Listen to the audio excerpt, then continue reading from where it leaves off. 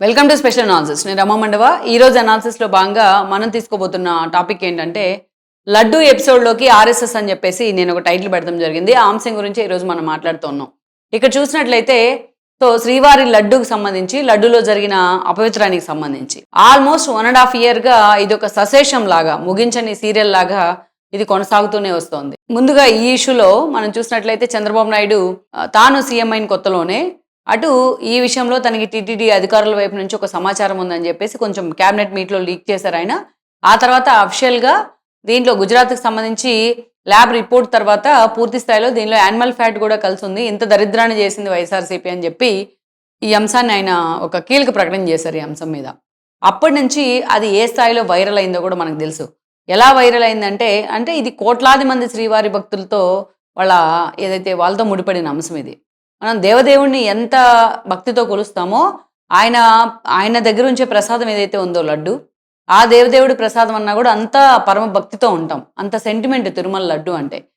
అందులో వాడే ఘీ కానీ దానికి ఉండే ఎసెన్స్ కానీ అది ఎక్కడ కూడా ఆ ప్రసాదాన్ని ఎంతోమంది చేయాలని చూశారు, అలాగే ఎవరికి కూడా కుదరలా. అంత పవిత్రత ఉంటుంది ఆ తిరుమల లడ్డుకి. అందుకే మనం ఎవరన్నా తిరుమల వెళ్తున్నాం అంటే ప్రసాదం తీసుకొస్తారని అడుగుతాం, లడ్డు అని కూడా పిల్లవం చాలామంది. అంత పవిత్రత ఉంటుంది ఆ తిరుమల లడ్డుకి. అది కూడా పోట్లో ఆ లడ్డూని తయారు చేసిన తర్వాత ఆ దేవదేవుడికి నివేదించిన తర్వాత మాత్రమే భక్తులకు అది ప్రసాదంగా ఇస్తారు. ఎన్నో సంవత్సరాలతో పడి ఈ సాంప్రదాయం కొనసాగుతూ వస్తోంది. అలాంటి లడ్డూలో యానిమల్ ఫ్యాట్ కలిసిందనో లేకపోతే కెమికల్స్ కలిసాయనో అంటే యాజ్ యూజువల్గానే ఎవరైనా సరే హట్ అవుతారు. శ్రీవారి భక్తులు ఇంకా ఎక్కువగా హట్ అవుతారు. ప్రపంచవ్యాప్తంగా ఉన్నారు శ్రీవారికి భక్తులు. కలియుగ ప్రత్యక్ష దైవం ఆయన. అలాంటి స్వామివారి విషయంలో ఆయన మహాప్రసాదం విషయంలో తప్పు జరిగితే 5 ఏళ్ల పాటు మనం తింది లడ్డు కాదా అని తెలిస్తే సదరు భక్తుల మనోభావాలు ఎలా ఉంటాయి? దాన్ని ఆ లడ్డూని తీసుకెళ్ళి అటు శ్రీశైలం పంపించారు బ్రహ్మోత్సవాలకి, ఆ లడ్డూని తీసుకెళ్ళి అయోధ్య పంపించారు ఈ కంటామినేట్ చేసిన లడ్డూని. ఇవన్నీ బయటకు వచ్చిన తర్వాత ఆ స్థాయిలో వైఎస్ఆర్సీపీ మీద ఒక అసహ్యాన్ని కలిగించింది ఆ ఇష్యూ. ఎంత అసహ్యాన్ని కలిగించిందంటే రాష్ట్ర వ్యాప్తంగానే కాదు, దేశవ్యాప్తంగా చాలా చోట్ల శ్రీవారి భక్తులు వచ్చి జగన్మోహన్ రెడ్డి బొమ్మలు కూడా దిష్టి బొమ్మలు కూడా తగలబెడతాం జరిగింది. ఆ స్థాయిలో వ్యతిరేకత వచ్చింది. వైఎస్ఆర్సీపీ కంప్లీట్ సూప్లో పడింది ఈ విషయంలో. ఆ రోజు పవన్ కళ్యాణ్ అయితే సంప్రోక్షణ యాత్ర పేరుతోని, సంప్రోక్షణ దీక్షల పేరుతోని ఆయన మాల వేసుకొని దుర్గగుడి అమ్మవారి మెట్లు కూడా గడిగారు ఆయన. తన పిల్లల్ని జగన్మోహన్ రెడ్డి తిరుమల వెళ్తానని చెప్పేసి డిక్లరేషన్ ఇవ్వాల్సి వచ్చిద్దేమోనని భయపడి ఆగిపోతే పవన్ కళ్యాణ్ తన 2 పిల్లల్ని తీసుకుని తిరుమల వెళ్ళి వాళ్ళిద్దరితోని కూడా అక్కడ డిక్లరేషన్ కూడా ఇప్పించి తాను సనాతనవాదిని మరొకసారి ప్రూవ్ చేసుకునే ప్రయత్నం చేశారు. ఇంత జరిగింది ఆ రోజున. అయితే ఈ గ్యాప్లో ఏం జరిగిందంటే ఇది వైఎస్ఆర్సీపీ మెడకు పూర్తిగా చుట్టుకుంది కాబట్టి దీంట్లో సుబ్బారెడ్డిని ఇన్వాల్వ్ చేయించారు జగన్మోహన్ రెడ్డి. ఎందుకంటే ఆ రోజు వైవి సుబ్బారెడ్డి భూమన ఉన్న హయాంలోనే జరిగింది కాబట్టి. వైవి సుబ్బారెడ్డి 2 సార్లు టీటీడీ బోర్డు చైర్మన్గా పనిచేశారు. అలాంటి సుబ్బారెడ్డి ఆ రోజు సుప్రీంకోర్టులు తలుపు తడితే సుప్రీంకోర్టు సిబిఐని ఆదేశించింది. సిబిఐ ఒక సిట్ని ఏర్పాటు చేసింది. 7.5 కాలంగా ఆ సిట్ దీని మీద దర్యాప్తు జరుపుతూనే ఉంది, పలువురిని విచారించింది. ఈ క్రమంలోనే ఎన్నెన్ని అరాచకాలు బయటకు వచ్చినాయో కూడా మనకు తెలుసు. అసలు వద్దు అనుకో నియామకాలకు విరుద్ధంగా ఉందని చెప్పి బోలేబాబా డైరీని పక్కన పెడితే దాన్ని తీసుకొచ్చి మళ్ళా టీటీడీ మీద రుద్దే ప్రయత్నం జరిగింది వైఎస్ఆర్సీపీ హయాంలో. బోలేబాబా డైరీ ఏమో హర్ష డైస్ని మూసేసి ఉన్న దాన్ని కూడా మళ్ళీ ఓపెన్ చేయించి దాని ద్వారా కెమికల్స్ తెప్పించుకున్నారు. అదేవిధంగా బోలేబాబా డైరీని అడ్డం పెట్టుకుని వైష్ణవి డైరీ, ఏఆర్ డైరీ వీటన్నిటి నుంచి కూడా పామాయిల్ తెప్పించుకున్నారు. వీటన్నిటిని మిక్స్ చేసి మోనోగ్లిజరైడ్స్ కానీ, ఫ్యాటీ యాసిడ్స్ కానీ, అదేవిధంగా బీటా కెరోటిన్ కానీ, అదేవిధంగా వీటన్నిటితో పాటు లాక్టిక్ యాసిడ్, ఎస్టిక్ యాసిడ్ ఇవన్నీ కలిపారు దానిలో. ఇవన్నీ కలిపిన తర్వాత దానికి ఆర్టిఫిషియల్ గీ ఎసెన్స్ యాడ్ చేశారు కాబట్టి అది లుక్స్ లైక్ గీ అనమాట. చూడడానికి కానీ స్మెల్లా కానీ నెయ్యిలాగే ఉంటుంది. ఇవన్నీ కలిపి దాన్ని ఒక బ్రహ్మ పదార్థంగా తయారు చేసి దాన్ని తీసుకెళ్లి నెయ్యి రూపంలో లడ్డులో పోసారు, లడ్డు తయారు చేశారు. అసలు ఇప్పటిదాకా మనం మొన్నటిదాకా లడ్డూలో కల్తీ జరిగింది, నెయ్యిలో కల్తీ జరిగింది అనుకున్నాం. అసలు నెయ్యే కాదని తెలిసిన తర్వాత అది లడ్డు ఎలా అవుతుంది? ఈరోజు రోజా లాంటి వాళ్ళ తయారు చేసి చూపించండి కెమికల్స్తో అని చెప్తా ఉంది. కెమికల్స్ అన్నీ కలిపిన తర్వాత శనగపిండి వేసి కలబెడితే అది లడ్డు అని మన మొహాన్ని కొట్టారు 5 ఏళ్ల పాటు దాన్ని. ఈరోజు సిట్ ఏదైతే ఛార్జ్ షీట్ ఫైల్ చేస్తే దానిలో యానిమల్ ఫ్యాట్ కలవలేదు, కానీ మొత్తం ఈ భాగవతం అంతా నడిచింది అని చెప్పి సిట్ క్లియర్గా చెప్పింది. అయితే 10% కంటే ఇంకా మైన్యూట్ క్వాంటిటీలో ఉంటే ఏ ఫ్యాట్ ఉన్నా కూడా యానిమల్ ఫ్యాట్ ఉన్నా బయటపడదు అనేది చాలామంది నిపుణులు చెప్తా ఉన్నారు. ప్రభుత్వం ఆ దిశగా ఈరోజు ఫోకస్ పెట్టే ప్రయత్నం అయితే చేస్తూ ఉంది. బట్ ఒకవేళ రేపొద్దున యానిమల్ ఫ్యాట్ ఉందని ఇచ్చినా దాన్ని కూడా వైసీపీ మసిపూసి మారేడుగా చేసే అవకాశం ఉంటుంది. కానీ నాకు ఇక్కడ ఒక విచిత్రం ఏంటంటే ఈరోజు దాదాపు బోలేబాబా డైరీని అడ్డం పెట్టుకుని 250 కోట్ల అక్రమార్జన చేసింది వైఎస్ఆర్సీపీ. తిరుమల లడ్డూని కంటామినేట్ చేసి. అదిను అటు చంద్రబాబు నాయుడు ఈ రోజున యానిమల్ ఫ్యాట్ ఉంది అని చెప్పారు. ఆయన ఉందని చెప్పారు. ఆయన పోయలేదు దానిలో. అది ఒకటే ఎలా అవుతుంది?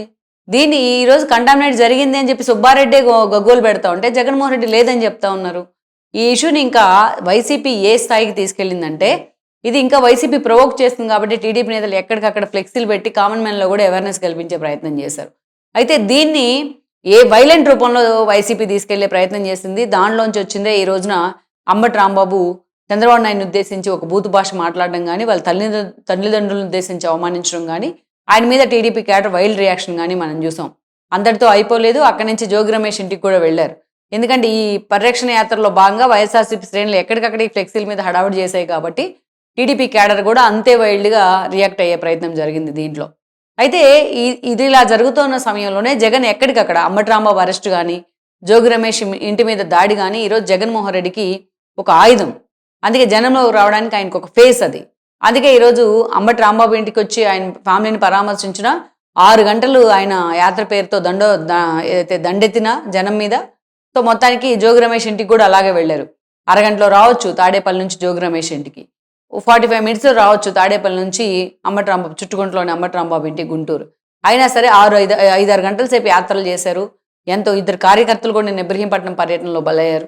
సో తర్వాత అంతే సీరియస్గా ఈ విషయంలో అటు చంద్రబాబు నాయుడిని, ఇటు పవన్ కళ్యాణ్ని, ఇటు లోకేష్ని చాలా దారుణంగా జగన్మోహన్ 2 రోజుల పాటు మాట్లాడారు. చాలా దారుణంగా ఉన్నాయి ఆయన చేసిన కామెంట్స్. ఏకంగా వాళ్ళకి చిప్పెగిరిపోయిందంటూ కూడా మాట్లాడుతూ ఉన్నారు ఆయన.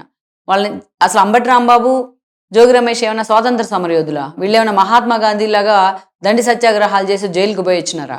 అయినా సరే వాళ్ళిద్దరికి పరామర్శే ఓదార్పే తప్పనుకుంటే మళ్ళీ వాళ్ళ కోసం ఈరోజు జగన్మోహన్ వాళ్ళు మాట్లాడిన దాంట్లో తప్పే ఉంది అని మాట్లాడుతూ ఉన్నారు. అయితే ఈ టోటల్ ఎపిసోడ్కి అటు ముఖ్యమంత్రి అండ్ ఉప ముఖ్యమంత్రి, అదేవిధంగా బీజేపీ నుంచి అధ్యక్షుడు మాధవ్, వీళ్ళందరితో పాటు క్యాబినెట్లో కొంతమంది మంత్రులు వీళ్ళంతా కూర్చొని దాని మీద వివరణ ఇవ్వాల్సి వచ్చింది. వాళ్ళ వివరణ ఇవ్వకుండా ఉండాల్సింది. ఈరోజు వివరణ ఇవ్వడం వల్ల ఏం జరుగుతూ ఉంది? మేము జగన్మోహన్ రెడ్డి పెట్టిన క్వశ్చన్లకి, ఆయన అడిగిన క్వశ్చన్లకి, ఆయన చేసిన సవాళ్ళకి భయపెడతా ఉన్నారు ఏదైతే కూటమి ప్రభుత్వం. అందుకే వాళ్ళంతా దిగొచ్చి ప్రెస్ మీట్ పెట్టారని చెప్తా ఉన్నారు. ఈరోజు దిగొచ్చి వాళ్ళు ప్రెస్ మీట్ పెట్టింది అందుకు కాదు, జగన్మోహన్ రెడ్డి ఒక గోబెల్స్ ప్రచారం చేస్తూ ఉన్నారు కాబట్టి మూకుమ్మడిగా మేమంతా ఒకే స్టాండ్కి నిలబడి ఉన్నాం, దీని అంతు తేలుస్తాం, ఎక్కడికి వెళ్ళినా వదిలిపెట్టామని మెసేజ్ ఇచ్చే ప్రయత్నం చేశారు. ఎంత సీరియస్గా ఉన్నారు ఈ విషయంలో పవన్ కళ్యాణ్, చంద్రబాబు నాయుడు అనేది జగన్మోహన్ రెడ్డి దగ్గర ఇన్ఫర్మేషన్ కూడా లేదు. సో అది వాళ్ళు. సో ఇక ఈ క్రమంలోనే ఈ ఇష్యూలో ఆర్ఎస్ఎస్ ఎందుకు మాట్లాడట్లేదు అనే చర్చ జరుగుతోంది. అందుకే ఆ చర్చ జరుగుతుంది కాబట్టి ఈరోజు మాధవ్ని కూడా దాంట్లో ఇన్వాల్వ్ చేసే ప్రయత్నం చేసింది బీజేపీ. ఎందుకంటే రాష్ట్రంలో ఏ ఇష్యూ జరిగినా, ఇలాంటి ఇష్యూ దేశవ్యాప్తంగా ఎక్కడ జరిగినా ముందుండి మాట్లాడేది ఆర్ఎస్ఎస్ఏ. ఎక్కడైనా సరే దీన్ని ఖండించే ప్రయత్నం చేసే ఆర్ఎస్ఎస్ఏ. కానీ 5 ఏళ్ల పాటు జగన్మోహన్ రెడ్డి హయాంలో అన్ని అరాచకాలు జరిగితే ఈ ఆర్ఎస్ఎస్ పెద్దలు కానీ, బీజేపీ పెద్దలు కానీ ఎక్కడ కూడా ఆ స్థాయిలో స్పందించాల. రాముడి తల రామతీర్థంలో నరికేసి ఎత్తుకుపోయినా, అదేవిధంగా ఏదైతే అంతర్వేదిలో రథాలు తగలబడ్డా, అమ్మవారి టెంపుల్లో వెండి సింహాలు మాయమైన, ఇలాంటి అరాచకాలు ఎన్ని జరిగినాయి? వైఎస్ఆర్ ఏదైతే హనుమంతుడి తోక తెగిపోతే మళ్ళీ పెట్టుకోవచ్చు విగ్రహమే కదా అని మాట్లాడాడు కొడాలనా అని. సో ఇలాంటి అరాచకాలు టీటీడీలో ఇంకా ఇంతకు మించిన అరాచకాలు ఎన్నో జరిగాయి. బయటకు వచ్చిన తర్వాత అయినా సరే ఆర్ఎస్ఎస్ పెద్దలు దీన్ని ఖండించే ప్రయత్నం చేయాల. సో దీని మీద వాళ్ళకి సంబంధించి విమర్శలు వెల్లువెత్తుతూ ఉన్నాయి. ఇక ఇప్పుడు ఈసారి ఈ స్థాయిలో దాన్ని వైసీపీ అక్కడ అసలు ఏం జరగలేదని వైరల్ చేసే ప్రయత్నం చేస్తుంది కాబట్టి ఇది బీజేపీ నేతలను కూడా హిట్ చేస్తుంది. నేషనల్ మీడియాలో దీనికి సంబంధించి పుంకాలుగా స్టోరీలు వస్తూ ఉన్నాయి, డిబేట్లు జరుగుతూ ఉన్నాయి వైఎస్ఆర్సీపీ తీరు మీద. ఇక బీజేపీకి సంబంధించి ఆల్రెడీ ఒకరిద్దరు బీజేపీ నేతలు ఇన్వాల్వ్ అవుతా ఉన్న క్రమంలో ఈ అంశం మీద ఆర్ఎస్ఎస్ కూడా ఫోకస్ పెట్టే ప్రయత్నం చేస్తూ ఉంది. దీని మీద ఒక నిరసన కార్యక్రమానికి పిలుపునివ్వాలని కూడా ఆర్ఎస్ఎస్ పెద్దలు అనుకుంటా ఉన్నారనేది నాకున్న సమాచారం. ఈ క్రమంలోనే ఈ విషయంలో బీజేపీ కూడా పూర్తి స్థాయిలో ఇన్వాల్వ్ అయ్యి అసలు వాస్తవాలు ఏంటో బయటికి తీయాలి అనేది ఆర్ఎస్ఎస్ నేతలు, బీజేపీ అగ్రనేతలను కూడా డిమాండ్ చేస్తూ ఉన్నారని చెప్తా ఉన్నారు. సో వైఎస్ఆర్సీపీ అసలు ఏం చేసేది పిన్ టు పిన్ ఏదైతే తిరుమల లడ్డు కల్తీ దగ్గర నుంచి పరకామణి దాకా మొత్తం బయటికి తీసి ఎండగట్టాలనే ఆలోచనలో ఆర్ఎస్ఎస్ పెద్దలు ఉన్నారు. సో మొత్తానికైతే మాత్రం ఈ విషయం మీద ఆర్ఎస్ఎస్ ఫుల్గా ఫోకస్ పెట్టింది అంటే కేంద్ర ప్రభుత్వం కూడా ఈ ఇష్యూలోకి ఎంతో సీరియస్గా ఇన్వాల్వ్ అయినట్టే లెక్కని మనం అనుకోవచ్చు. మొత్తం మీద అందుకే ఈరోజు మాధవ్ లాంటి వాళ్ళని పక్కన పెట్టుకునే ఈరోజు మాదంతా ఒకటే వాయిస్ అని చెప్పే ప్రయత్నం అయితే జరిగింది కూటమి వైపు నుంచి. మరి ఆర్ఎస్ఎస్ ఈ సబ్జెక్ట్ని ఇంత సీరియస్గా తీసుకుంటే ఈ ఇష్యూ అసలు ఏ టర్న్ తీసుకుంటుంది అనేది కూడా మనం చూడాల్సింది.